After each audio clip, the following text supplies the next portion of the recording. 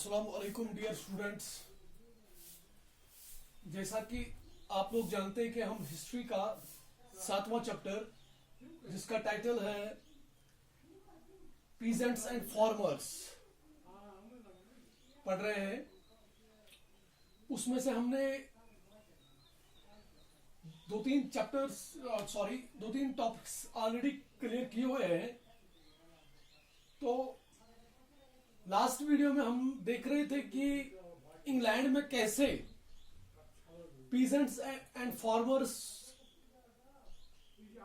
उनको कैसे डोमिनेट किया गया, उनको कैसे बैकफुट पे लाया गया, उनके क्या क्या सफरिंग्स थी वो हमने परसों देखा। उसमें हमने देखा कि कैसे वूल का प्राइस इंक्रीज होने के साथ वहां के पीजेंट्स और फार्मर्स के साथ कैसा सलूक किया गया, कैसे कॉमन लैंड को कन्वर्ट किया गया एग्रीकल्चर पर्पस के लिए बाय बिग लैंड लॉर्ड्स। तो आज हम पीजेंट्स और फार्मर्स यूएसए में कैसे वो एक्सप्लॉइट हो गए, उनके साथ यूएसए में किस तरह की भेदभाव हुआ। जहां तक मॉडर्न एग्रीकल्चर का सवाल है, ये सबसे पहले यूएसए में डेवलप हुआ। यूएसए एग्रीकल्चर के फील्ड में बहुत आगे निकल गया, तो इसको फिर and the country became the bread basket of the world. पूरी दुनिया के लिए ये गले की एक मंडी बन गई। और 20वीं सदी के शुरुआत में ही व्हाइट अमेरिकन ने क्या किया, वो वेस्टवर्ड की तरह उन्होंने मूव किया और वहां पे उन्होंने वेस्ट कोस्ट पे कब्जा कर लिया और फिर उस पूरी जमीन को कन्वर्ट किया इनटू एग्रीकल्चरल बेल्ट्स।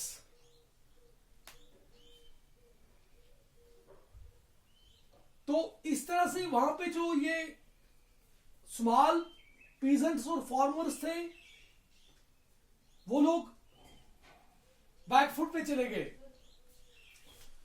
तो जब उन्होंने वेस्टवर्ड पे एग्रीकल्चर एक्टिविटीज ज्यादा की, तो इस तरह से यूएसए पूरे वर्ल्ड को डोमिनेट करने लगा एग्रीकल्चरल प्रोड्यूस में। तो इस टाइम पे वहां पे यूएसए में वीट जो है, गंदम, इसकी कीमत बढ़ गई एक्सपोर्ट मार्केट में। वो जो दूसरे मुल्कों को जो ये वीट बेचते थे, ये इसकी कीमत जो है वो बढ़ गई।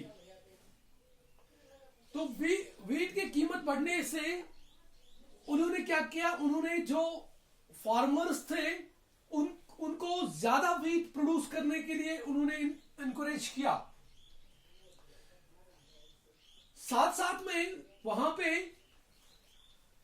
जब वर्ल्ड वार फर्स्ट हुआ बिटवीन 1914 अप टू 1919, इस दौर में यूएसए को, यूरोप के ममालिक को, उनको खाना पीना मैसर करना पड़ता था। तो इस तरह इसी सिलसिले में वहां पे जो उनका जो एक थिंक टैंक था, एक बहुत बढ़िया लीडर जो थे जिसका नाम विल्सन था, उसने उस टाइम पे कहा, plant more wheat will win the war. आप जितने ज्यादा वीट की प्रोडक्शन करोगे, आप उतने ज्यादा जंगों को जीत सकते हो। तो इस तरह से जो वहां पे बिग लैंड लॉर्ड्स थे, कैपिटलिस्ट्स थे, उन्होंने वीट प्रोडक्शन की तरफ ज्यादा ध्यान दिया और मार किनको पड़ी, स्मॉल पीजेंट्स एंड फार्मर्स को। तो इस जहां तक 1910 1910 तक up to 1910 45 million hectares of land were used for the production of wheat. इसके ठीक 9 साल के बाद यही 45 एकड़ ऑफ लैंड ये बढ़ के 74 मिलियन एकड़ बन गई। तो इससे आप अंदाजा लगा सकते हैं कि वीट की प्रोडक्शन कितनी ज्यादा बढ़ गई यूएसए में। लेकिन इसका भी एक अंत होने वाला था। जब वहां पे यूएसए में वीट की प्रोडक्शन ज्यादा से ज्यादा होने लगी तो एक्सपोर्ट मार्केट में उतनी डिमांड नहीं थी। पहले तो थी, लेकिन बाद में इसकी डिमांड गिरने लगी। तो वीट की डिमांड जो वीट जो था ये गोदामों में डंप हुआ, तो आखिरकार इसकी कीमत भी बढ़ गई, जिसको हम आमतौर पे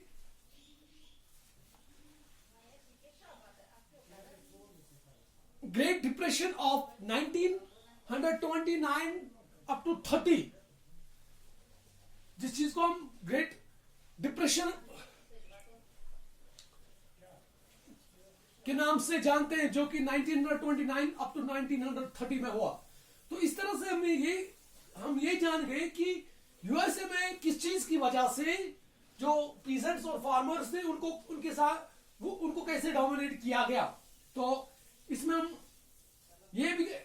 ये कह सकते हैं कि वहां पे और एक चीज मैं भूल गया था यहां पे कहना कि with the introduction of new machines in the field of agriculture, उसकी वजह से भी जो पीजेंट्स और फार्मर्स थे उनको मार पड़ गई।